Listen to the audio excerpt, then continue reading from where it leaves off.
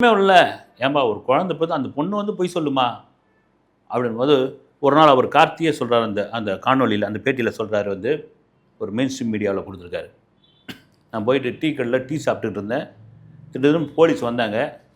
வந்த பிறகு உன்னை விசாரிக்கணுன்னாங்க. என்ன சார் விசாரிக்கணும், ஏன் சார் அப்படின்றாங்க. கூட்டு போய் விசாரிக்கணும்னு சொல்லி என்னை நேராக வந்து மேட்டூர் காவல் நிலையத்துக்கு கூட்டு போயிடுறாங்க.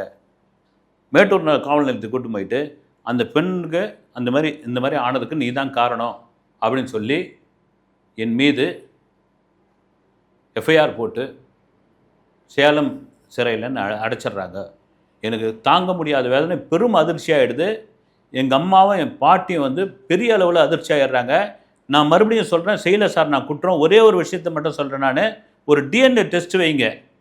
அந்த டிஎன்ஏ டெஸ்ட்டில் உண்மையாகவே ஒத்து போயிடுச்சு, அந்த டிஎன்ஏ டெஸ்ட்டு வந்து இவர் தான் காரணம், ரிசல்ட் வந்துடுச்சுன்னா நான் கண்ணை முடிக்கணும், நீங்கள் என்ன தண்டனை கொடுத்தாலும் சரி, அது உச்சபட்ச தண்டனை எதுவாக இருந்தாலும் சரி நான் ஏற்றுக்கிறேன் போது அதெல்லாம் செவிசாய்க்கவே இல்லை.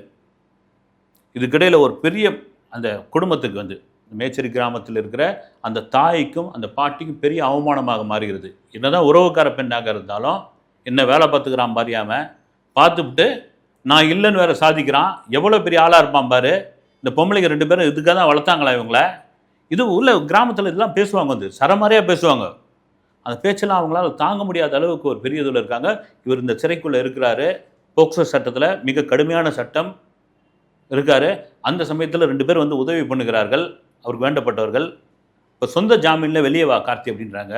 அவரே சொல்கிறார் வந்து, இல்லை நான் சொந்த ஜாமீனில் வெளியே வர மாட்டேன், ஏன்னா நான் குற்றமே பண்ணலை, நான் சிறைக்குள்ளே இருக்கிறேன், இருந்து நான் குற்றம் இல்லாதவன்னு நான் நிரூபிச்சுட்டு வெளியே வரேன்றாரு. என்னையா பைத்தியக்காரத்தனமாக இப்படி பண்ணிகிட்டு இருக்க, நீ ஜாமீனில் தான் கொடுக்குறேன்றாங்களே. ஜாமீன் கொடுத்தா என்னன்னா வெளியே ஊர் அங்கே வந்தால் என்னை வந்து யாரும் மதிக்க மாட்டாங்க, என்ன இன்னும் கேவலமாக பேசுவாங்க. ஏன்னா நான் தகப்பம் இல்லாத வளர்ந்தவன், நான் இன்னும் 2 பெண்கள் வளர்த்துருக்காங்க என்னை, வந்து நான் சரியான வளர்ப்புன்னு இந்த ஊரார் சொல்லணும். அதை நான் வந்து ஜாமீன் வாங்கியிருந்தால் வந்து நாங்கள் வந்து அவமானப்படுத்த விட நான் சிறைக்குள்ளே இருக்கிறேன், என்னால் வெளியே வர முடியும் அப்படின்னு அந்த கடுமையான மனப்போராட்டம் எப்படி இருக்கும் பாருங்க. வந்து நீங்கள் ஒன்றுமே இல்லை, அது செய்யாத தப்புக்கு யாராவது ஒருத்தர் பழி சொல்லும்போது அந்த மனசு என்ன ஆகிடும், வந்து நீ இதை திருடிட்டப்பா, நீ இந்த பொண்ணை வந்து அடிச்சிட்ட, நீ இவனை வந்து காலவாரி விட்ட, நீ இவனுக்கு துரோகம் பண்ணிட்ட, எதுவுமே பண்ணாத ஒரு வார்த்தையாக சொல்லும் பொழுது அன்றைக்கி பூரா தூக்கமே வராது ஒருத்தனுக்கு வந்து. ஆனால் ஒருத்தனை எடுத்து போய் சிறைச்சாலையிலே அடைச்சிட்டாங்க அப்படின்பொழுது அவனுடைய மனநிலை எப்படி இருக்கும்? அதுவும் ஒரு பெண்ணிற்கு, ஒரு பெண்ணை ஏமாற்றி குழந்தையை கொடுத்துட்ட, குழந்தையும் பிறந்துடுச்சு, அதுக்கு இவன் தான் காரணம் தான், ஆனால் ஒத்துக்க மாட்டேன்றான் அப்படின்ற ஒரு சொல் எப்படியாப்பட்ட சொல் வந்து